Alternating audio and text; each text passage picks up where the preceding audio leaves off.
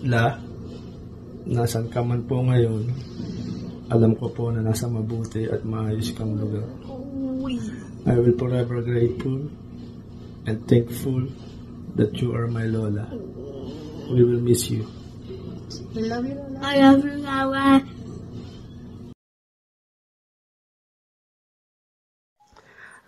Good evening po sa inyong lahat.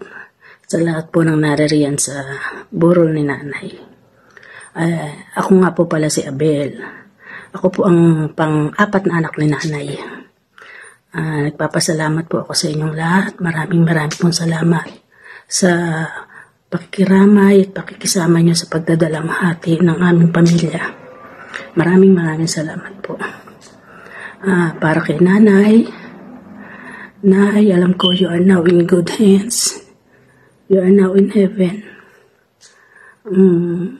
Nagpapasalamat ako sa lahat ng sakripisyo mo sa amin magkakapatid. Sa lahat ng ginawa mo para sa amin. Maraming salamat, Nay. At saka, Nay, sorry. Hindi ako nakauwi.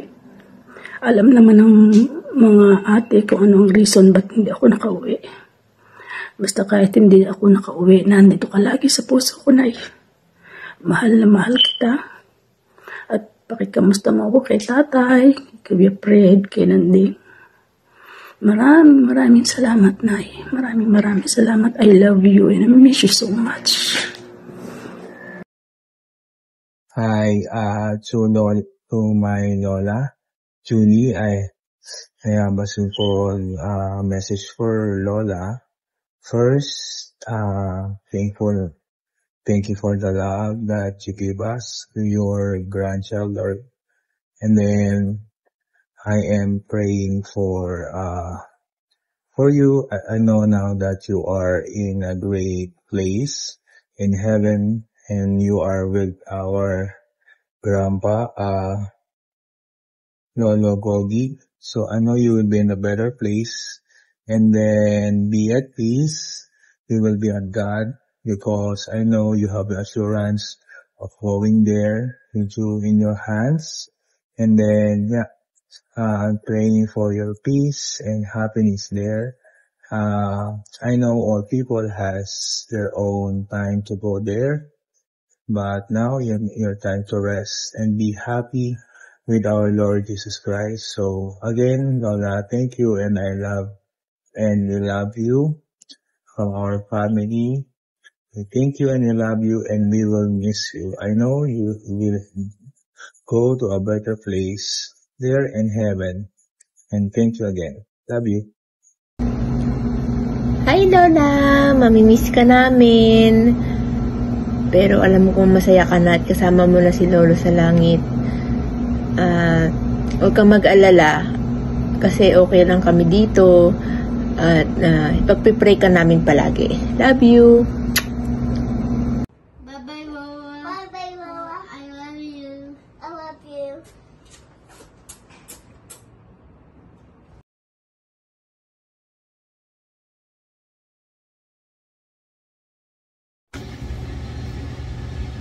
Hello po. Magandang gabi po dyan sa Pilipinas. Ako po si Tess, pang-anim na anak ni Nanay.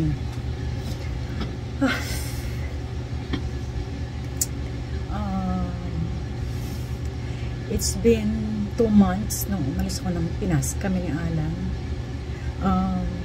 Nung nagpapaalam ko kay Nanay, sinabi ko sa kanya na magbabakasyon lang kami sandali sa Canada. Sabi ko sa kanya, Nay, antayin mo ko pagbalik. Bawal magkasakit, sabi ko sa kanya.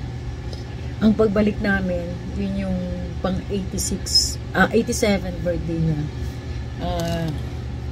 So sabi ko sa kanya, mag-celebrate tayo ng birthday mo. Yun yung sakto ng pagbalik namin ng Pinas. Sabi niya, oo.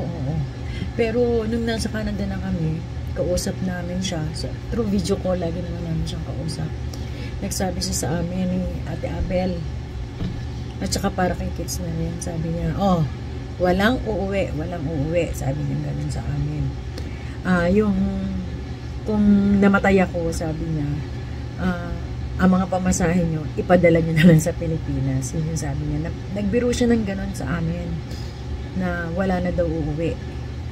So, ito na nga nangyari na ang hindi dapat nangyari. Masakit sa amin na hindi kami makakauwi. Lalo na ako, nagbakasyon lang ako dito. Tapos pagbalik ko, wala na siya. Siguro, ayaw ni nanay na makita ko siya na mawawala. Kasi nung time din na mawawala siya, nakatuto kami sa kanya sa CCTV. 24 hours na na-stroke siya. Nung mawawala na siya ng hininga, lahat kami nakatutok. Tapos suddenly, parang malulobat lang. So nagpaalam lang ako sandali na babalik ako. Tapos si Ate Abel din sabi niya dun sa video call namin, sige, off muna tayo, mag-charge muna tayo ng mga battery. Tapos parang saglit na saglit lang, 2 minutes or 3 minutes, tumawag na agad yung pamangking ko si Jam. Sabi niya, tita, wala na si Lola. So talagang ayaw niya magpakita sa amin na even yung pagwala niya, hindi niya pinakita sa amin. Sabi ko siguro, parang blessing in disguise na rin na nalobat kami, umalis kami sandali kasi hirap na siya noon. So, parang wini-wish na namin na huwag mo nang pahirapan. So, siguro, blessing in this case na umalis kami sandali. Doon nawala si nanay. Masakit, pero ganyan talaga ang buhay. Tsaka alam naman namin na mapapahinga na si nanay. Ang laki na ng sakripisyo niya sa lahat sa amin. So, bali, alam namin na resting in peace na si nanay. No more pain, nay. We love you, mamimiss kita. Ako yung kamukha mo, diba? So, ako yung look-alike mo. So, alam nyo na kung pagtanda ko, ano itsura ko at 80 years old. Kamukha ko po talaga si nanay. Nay, we will miss you. We love you so much. Mahal na mahal ka namin. Lalo na yung mga anak ko, mahal na mahal ka rin niya. At alam ko na well-loved ka rin ng mga apo mo. Magpahinga ka na. Makikita na kayo ni tatay, ni kuya, ni kuya Fred. Mahal na mahal ka namin. Salamat sa lahat ng pagmamahal, pangunawa. Salamat sa napakabuting puso mo. Kahit kanino, walang masamang tinapay sa'yo. Lahat, lagi mo sinasabing, unawain ang lahat. Pabaunin namin yun. Pahinga ka na yun. Mahal na mahal ka namin. Till we meet again. I love you, Nay. Bye-bye. Hi, Lola. Thank you sa lahat. Kamusta mo kami kay Lolo? Kay Tito Fred, tsaka Tito Landing dyan. Ingat ka dyan. I love you, La. We love you. I love you. I miss ka namin. Dadalawin ka namin pag uwi namin sa Pinas. Oo, dalawin ka namin dyan. Dalawin mo kami kung gusto mo. Bye, La. Love you. We love you po. Lola. Alam ko masaya ka na dyan ngayon. Kasama mo na si Lolo. Si Tito Nandeng, Tito Fred. Mga anak mong nauna sa'yo. At least nagkita-kita na ulit kayo.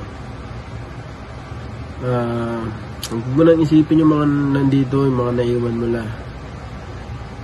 Okay na kami. Ang mahalaga is magkasama na kayo ni Lolo ngayon. Tagal-tagal na, ilang taon.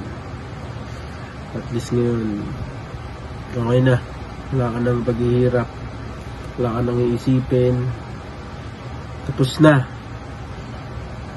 So, ayun. I love you, La. Mahal na mahal kita.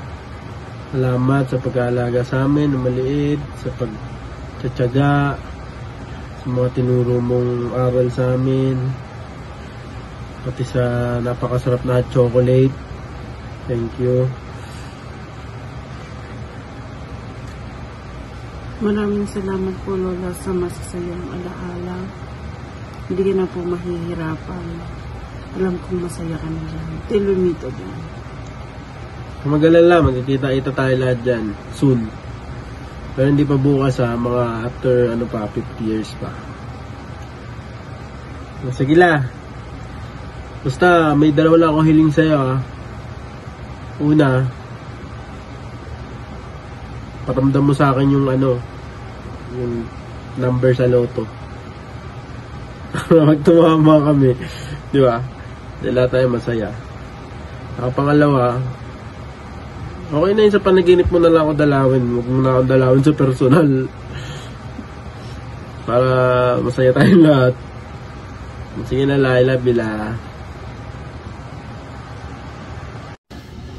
Nais po namin magpasalamat sa lahat ng mga kamag-anak, kapamilya, kaibigan, kapitbahay na nakiramay sa amin. Natanggap namin lahat ng mga dasal na binibigay nyo, yung mga messages nyo sa amin. Nakarating po lahat sa amin yun at nagpapasalamat po kami sa inyo. Sa ganitong pagkakataon ay dinamayan nyo po kami. Salamat, Nay. Bye-bye, Nay. We will miss you.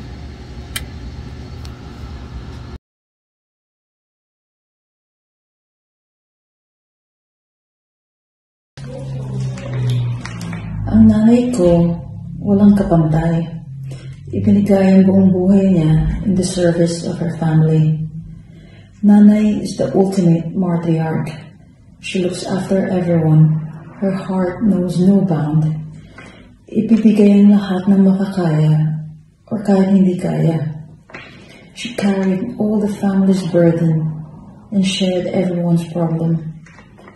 When most parents walk away, Nanay simply stood tall and still and carried on. Nanay, it gives me great comfort knowing that you passed away in the loving embrace of the family that you love most. Maraming salamat po for showing me how to be a good mother. Your life has taught me love, compassion, and resilience. I love you beyond measure. I will miss you so much. Rest in peace. Goodbye, Lola. Rest in peace. We love you.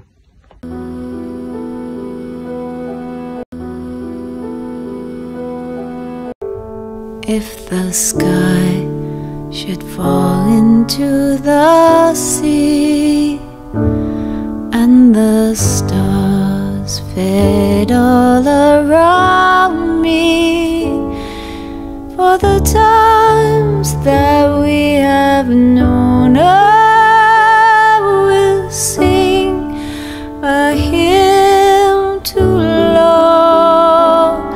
We have lived and dreamed we two alone in a world that seemed our very own, with its memory ever grateful.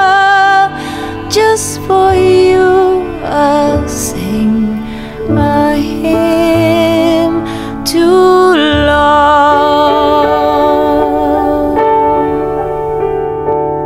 I remember each embrace, the smile that lights your face, and my heart begins to sing. Your arms, the hands secure, your eyes that said be sure, and my heart begins to sing.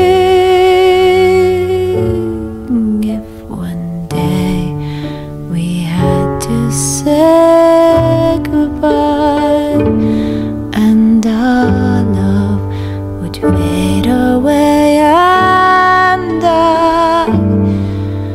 in my heart you will remain. I will sing a hymn to love.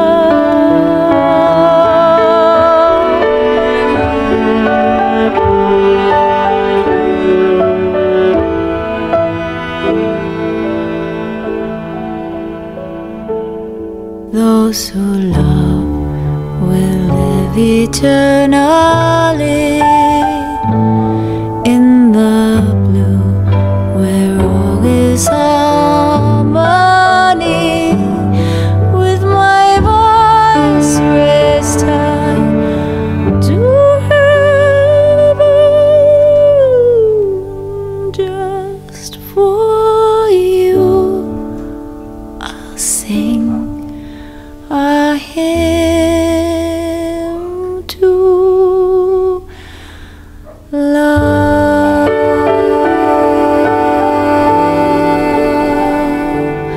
Just for you I'll sing a hymn to